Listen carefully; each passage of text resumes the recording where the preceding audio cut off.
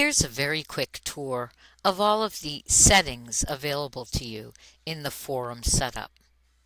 I'm in the forum and I've clicked settings, and now I'm looking at all of the available settings. I'm going to click expand all to open all of the categories. Here in general is where you'll name the forum. It must have a name.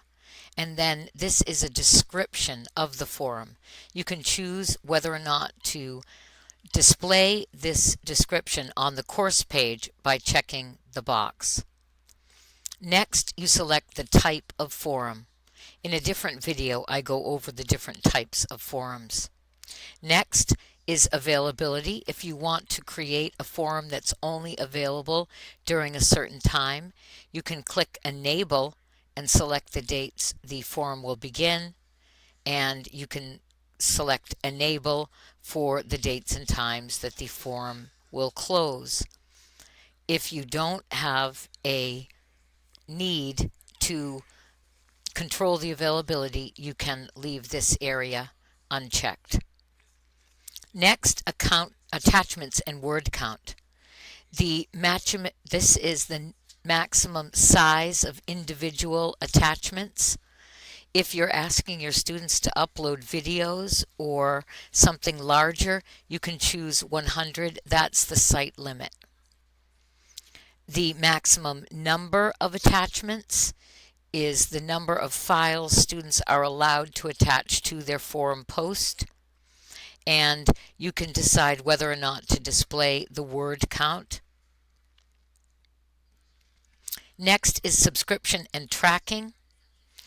Subscription is whether or not students or you are notified of the post or a new post. In most cases, we leave it at optional subscription.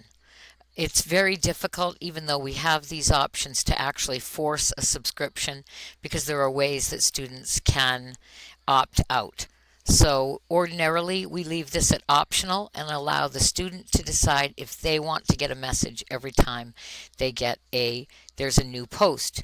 You also can subscribe yourself. You can set that up in your own preferences. And then read tracking is whether or not you are tracking or want to see whether you have read posts or not.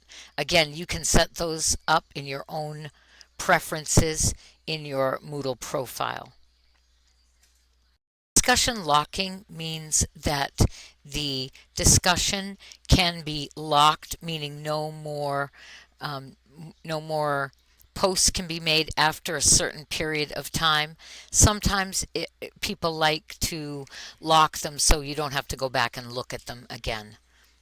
The post threshold for blocking lets you decide if you want to block a student from posting, and you can choose how long you want to keep that blocking for, whether it's 1 day, 2 days, 4 days. Sometimes people block posting if students are posting too much. Next, we have whole forum grading. This is the simplest way to grade in Moodle, and it allows you to just award one grade overall for the student's post or single post. Here you can choose how you want to grade and where you want that grade stored in the grade book. Ratings you would use if you were not using whole forum grading. You usually choose one or the other of these. Ratings allow you to give individual posts ratings rather than an overall grade. For example, here you might just decide the student has met their participation and award a grade here. With ratings, you give each individual post a separate grade, and those grades are aggregated using an average, a count, a sum, whatever it is you'd like to do. Often what people do is they choose to have one required post and one or more responses, so they might make the required post worth 7 and the response worth 3. something like that. You can have your own formula and you can arrange it however you want here. These are just the common module settings that we use in Moodle in general, whether or not the availability of the item is shown on the course page, and whether or not you want to apply groups to the forum.